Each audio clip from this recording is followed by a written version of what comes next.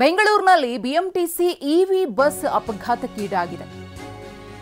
Electric bus ಅಪಘಾತಕ್ಕೀಡಾಗಿರುವುದು ಕಾರಿನ dash ಕ್ಯಾಮೆರಾದಲ್ಲಿ ಅಪಘಾತದ ದೃಶ್ಯ ಸೆರೆಯಾಗಿದೆ. ತಿರುವಿನಲ್ಲಿ ಏಕಾಏಕಿ ಅಡ್ಡಾದಿಡ್ಡಿ ಬಿಎಂಟಿಸಿ ಬಸ್ ತಿರುಗಿದೆ. ಗಮನಿಸ್ತಾ ಇದ್ದೀರಿ. ನಿನ್ನೆ ವಿಜಯನಗರ ಅಂಡರ್ ಪಾಸ್ನಲ್ಲಿ ಆಗಿರುವಂತಹ ಘಟನೆ ಇದು.